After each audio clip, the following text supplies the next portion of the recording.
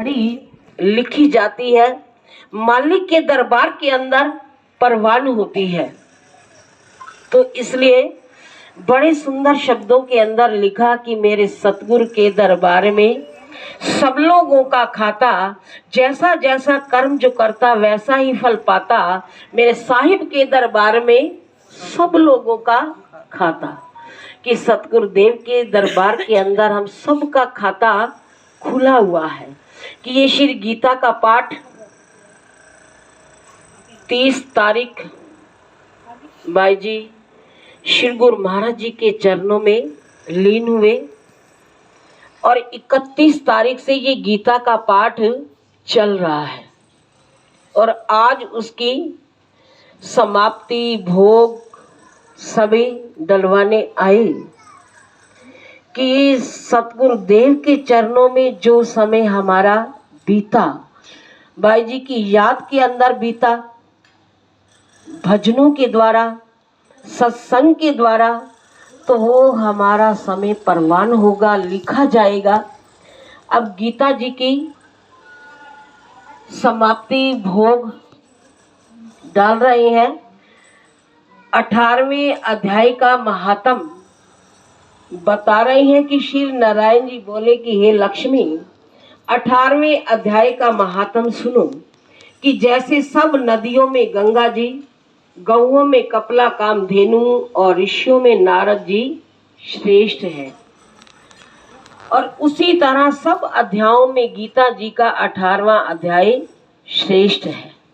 कि जब इंसान मौत की शैया के ऊपर लाचार पड़ा होता है तो क्या कहते हैं कि इसको गंगा जल पिलाओ, इसके मुंह में तुलसी दल डालो और गीता का 18वां अध्याय सुनाओ, यानी इसकी मुक्ति अच्छी हो जाए, गति अच्छी हो जाए। तो गीता का 18वां अध्याय सब अध्यायों में श्रेष्ठ माना जाता है।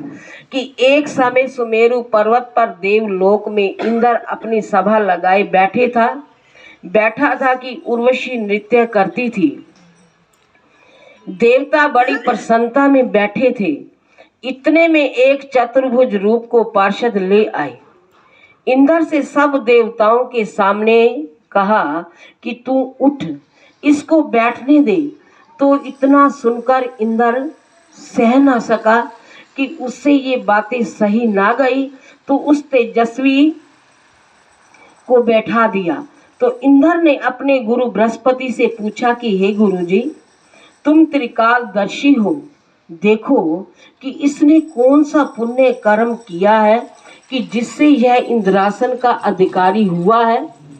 तो इंद्र जी ने अपने गुरु बृहस्पति से ये पूछा कि इसने ऐसा कौन सा शुभ कर्म किया है कि इसको इंद्रासन का ये अधिकारी हुआ। तो मेरे जाने इसने तीर्थ व्रत यज्ञ दान कोई नहीं किया, विश्वेश्वर तथा ठाकुर मंदिर नहीं बनवाया, तालाब नहीं खुदवाया। सोई बात बृहस्पति जी ने भगवान से कही। तब प्रभु ने बृहस्पति से कहा कि इसके मन में भोगों की वासना थी, परंतु यह गीता के 18वें अध्याय का पाठ नित्य करता था। कि कितना बड़ा महात्म बता रहे हैं 18वें अध्याय का। कि जो शुभ कर्म के अंदर अपने जीवन को लगा देता है तो उसकी गति अच्छी होती है। कि इसके मन के अंदर भोगों की वासना थी, फिर भी यह गीता के 18वें अध्याय का नित्य पाठ करता। तो उससे जब इसने देह छोड़ी तब मैंने आज्ञा करी कि हे पार्षदों, तुम इसको पहले ले जाकर इंद्र लोक के सुख भोगवाओ। जब इसका मनोरथ पूरा हो जाए तब मेरी सयुज मुक्ति को पहुंचाओ। सो तुम जाकर भोगों की सामग्री इकट्ठी कर लो। तब इंद्र और सब देवता आए और इंद्र ने सब भोगों की वस्तु एकत्र कर दी और कहा कि इंद्र लोक के सुखों को भोगो। बहुत काल तक इंद्रपुरी के सुख भोग कर फिर भगवान की कृपा से सायुज मुक्ति पाकर वैकुंठ का वो अधिकारी हुआ कि इंद्र और सारे देवता वहां पर आए।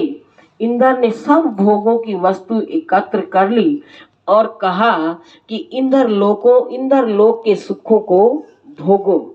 चाहे इंद्रपुरी के सारे सुख भोगने को मिल जाए, लेकिन बहुत काल तक इंद्रपुरी के सुख भोग कर भी भगवान की कृपा से सयुज मुक्ति पाकर बैकुंठ का अधिकारी हुआ।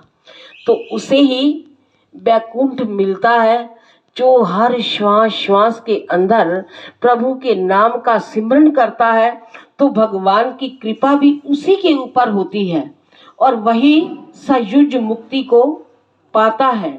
सयुज मुक्ति पाकर बैकुंठ का अधिकारी होता है। श्री नारायण जी कहते हैं कि हे लक्ष्मी, यह 18वें अध्याय का महात्म है। गंगा, गीता और गायत्री काल में ये तीनों मुक्ति के ये दाता है, कि ये तीनों ही मुक्ति के दाता है, मुक्ति को देने वाला है। कि हर इंसान यही चाहता है कि मेरा जीवन मोक्ष की ओर जाए।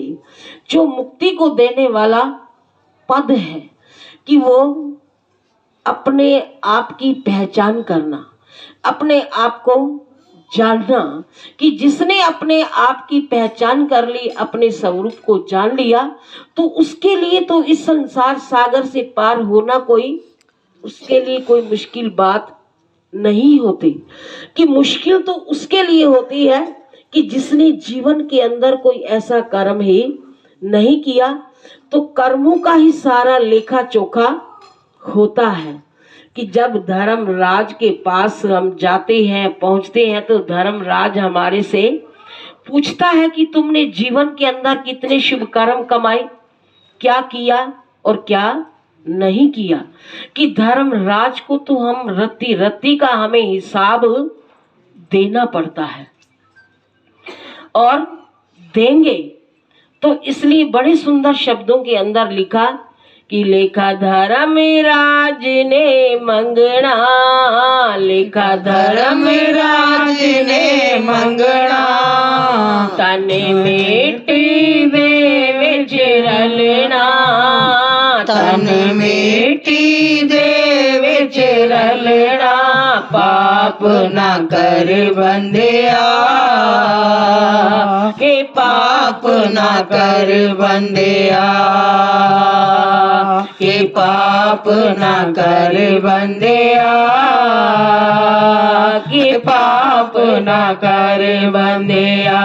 लिखा धर्मराज ने मंगना, लिखा धर्मराज ने मंगना, तन मिट्टी दे विच रलना, तन मिट्टी दे विच रलना, पाप ना कर बंदिया,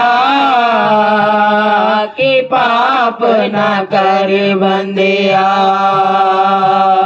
के पाप ना कर बंदिया, के पाप ना कर बंदिया।